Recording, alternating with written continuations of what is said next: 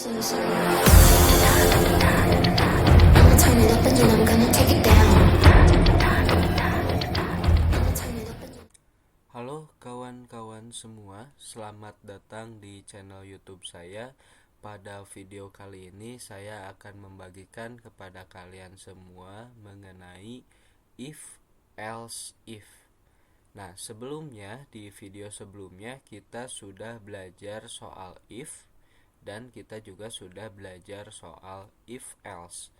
If adalah sebuah percabangan yang memiliki satu kondisi saja.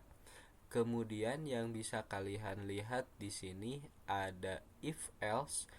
Dia adalah percabangan yang memiliki dua kondisi, dan kemudian if else if adalah percabangan yang memiliki 3 atau lebih kondisi.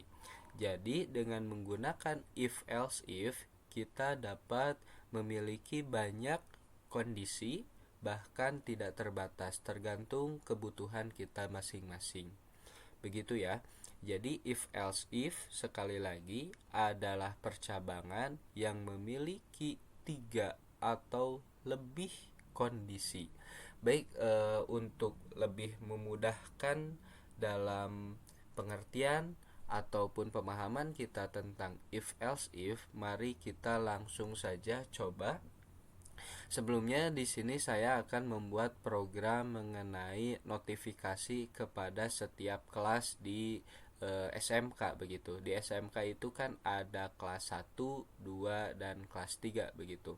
Maka dia memiliki 3 kondisi setidaknya. Ini sangat cocok digunakan dengan menggunakan if else if.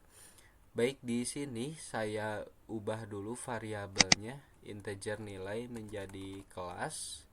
Kemudian ini saya kosongkan saja seperti ini. Kemudian halo siswa SMK, silahkan inputkan kelas, misalkan kelas di bawah ini. Kemudian di sini saya ganti jadi input kelas. Di sini jadi kelas lagi. Kelas can next in. Kemudian cek kelas berapa. Cek kelas berapa. Nah, kemudian nanti kan yang akan diinputkan oleh user itu kelas 1, kelas 2, atau kelas 3. Misalkan ini kita kasih notifikasi biar tidak bingung ya. Inputkan kelas 1, 2, atau 3. Seperti ini. Nah, user akan menginputkan kelas 1, 2, atau 3. Jadi di sini kita cek kondisinya. Dia kelas 1 atau kelas 2 atau kelas 3. Kemudian kalau menginput kelas 1, notifikasi apa yang muncul. Kemudian kalau input kelas 2, notifikasi apa yang muncul. Dan kalau menginput kelas 3, notifikasi apa yang muncul. Dan sebagai catatan, dalam percabangan ini itu dia bukan hanya bisa mengeluarkan notifikasi, tapi dia bisa melakukan kondisi apapun di sini ya. Jadi pada intinya ini adalah blok kode. Yang kurung kurawal ini adalah blok kode. Jadi tidak hanya bisa menggunakan notifikasi, tapi bisa menggunakan kode apa saja yang bisa kita masukkan di sana sesuai dengan kompleksitas program kita, begitu. Baik, untuk memulai if else if, jadi yang pertama yang bisa kita lakukan adalah if terlebih dahulu seperti biasa. Nah, ini kita ganti jadi kelas, dan operator pembandingnya kita ganti menggunakan sama dengan seperti ini.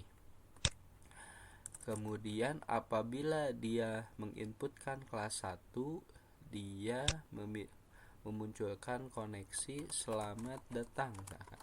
Selamat datang siswa baru, silahkan cek prodi atau ekskul yang kalian minati. Begini. Kemudian di bawah sini kondisi yang kedua, kita tidak menggunakan else. Jadi kondisi kedua kita tulis if, else if, seperti ini ya. Jadi yang pertama kondisinya menggunakan if, dan kondisi kedua menggunakan else if. Kemudian setelah else if kita tulis lagi syaratnya atau kondisinya. Seperti ini, misalkan kelas sama dengan 2 gitu. Jadi ketika dia menginputkan kelas, apakah dia kelasnya nilainya 2, begitu sama dengan 2, maka dia akan menjalankan blok kode yang ini.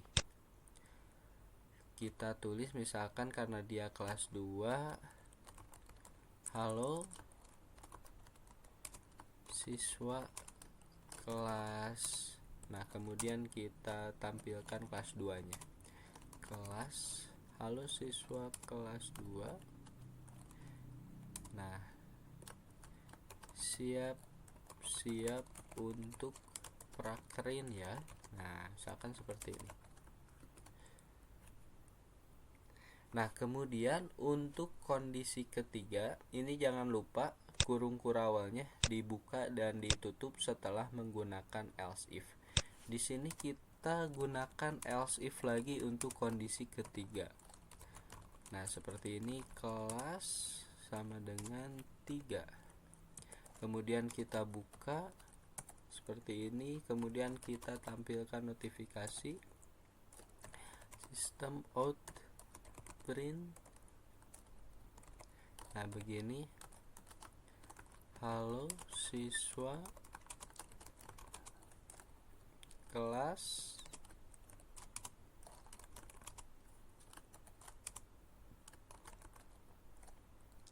siap-siap untuk uji kom ya.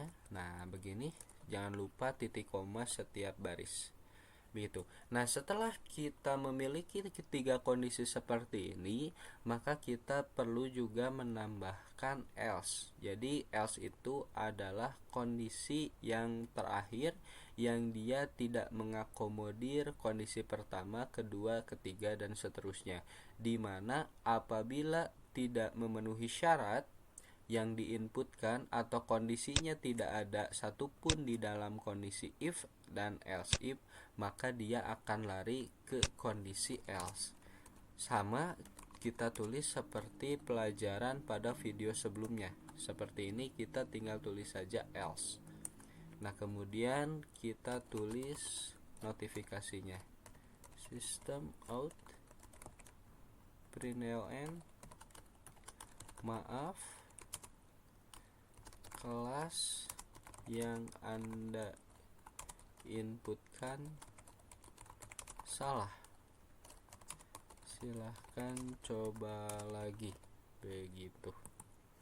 Nah, begini, kemudian ini kita ganti jam jadi semoga sukses saja, semoga sukses, begitu. Jadi nanti setelah dia menampilkan notifikasi dari setiap kondisi, dia juga memunculkan tulisan semoga sukses. Ini jangan lupa kita simpan dulu.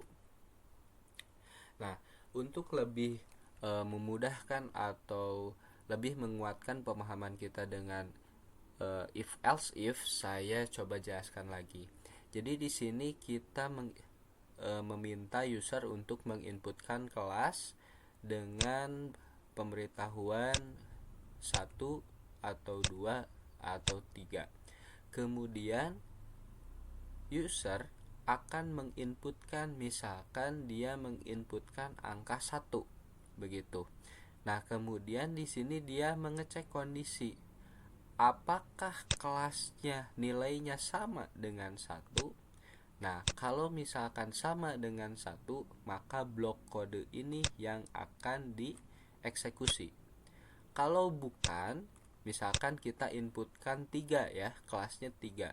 Apakah kelas ini sama dengan 1? Bukan, karena yang kita input 3. Kemudian dia ngecek kondisi yang kedua. Apakah kelasnya nilainya sama dengan 2? Bukan juga, karena kelasnya kita inputkan 3. Kemudian dia ngecek kondisi yang ketiga. Apakah kelasnya dia sama nilainya dengan 3? Nah, karena nilainya sama, dia sebanding, maka dia akan mengeksekusi baris kode yang ini. Kemudian apa yang terjadi kalau misalkan kita inputkan 4, 5, A, B, C, dan seterusnya? Maka dia akan mengeksekusi baris terakhir, karena setelah dicek kondisi 1, 2, dan 3 dia tidak memenuhi syarat. Apabila tidak ada satupun yang memenuhi syarat, maka dia akan menampilkan atau mengeksekusi baris kode yang else ini, begitu. Nah, itulah mengenai if, else, if. Baik, sebelumnya kita coba terlebih dahulu, jangan lupa disimpan. Setelah disimpan, kita running CMD-nya. Nah, kemudian kita compile lagi sesuai dengan nama kelasnya. Kita gunakan Java compiler, kemudian percabangan if, else, gitu ya. Tapi ini materinya tentang if, else, if. Oke, kita enter, kita tunggu sebentar. Nah, ini ada yang error karena saya belum menambahkan tanda plus di sini. Ya, begitu. Jadi untuk menggabungkan teks dengan variabel itu harus ditambahkan dengan simbol plus. Kita simpan lagi ya. Kemudian kita compile lagi. Nah, tidak ada yang error. Kita jalankan percabangan if, else, seperti ini. Nah, halo siswa SMK, silakan inputkan kelas di bawah ini. Kita coba inputkan kelas 1. Nah, selamat datang siswa baru, silahkan cek ekskul yang kalian minati, semoga sukses, gitu. Jadi karena ini di luar if, jadi ini itu kan di luar metode if, maka dia akan tetap ditampilkan setelah seluruh rangkaian if ini selesai. Jadi rangkaian if ini seluruhnya sampai sini, begitu. Jadi setelah semuanya selesai, dia akan tetap ditampilkan karena dia di luar dari blok kode, begitu. Blok kode yang kurung kurawal ini dia disimpan di luar, maka dia akan tetap ditampilkan. Kemudian kita coba lagi untuk kelas 2. Nah, halo siswa kelas 2, siap-siap untuk prakerin ya. Kemudian kita coba untuk kelas 3. Begitu. Halo siswa kelas 3, siap-siap untuk uji kom ya. Semoga sukses. Kemudian kita coba menginputkan kelas yang tidak ada dalam kondisi source code kita atau aplikasi kita. Misalkan kita inputkan kelas 4, begitu. Nah, maaf, kelas yang Anda inputkan salah, begitu, karena kondisinya seluruhnya salah dari if, else if dengan else if. Kita coba lagi, misalkan kelas 8 itu juga akan menghasilkan notifikasi yang serupa karena kondisinya tidak ada yang benar, begitu. Jadi logikanya sama dengan if, logikanya sama dengan if else. Ini hanya penambahan dari else if-nya. Baik, terima kasih atas penyimakan kalian pada video kali ini. Mudah-mudahan dapat dimengerti dan bermanfaat untuk kalian semua. Silahkan dicoba dipraktekkan langsung. Dadah.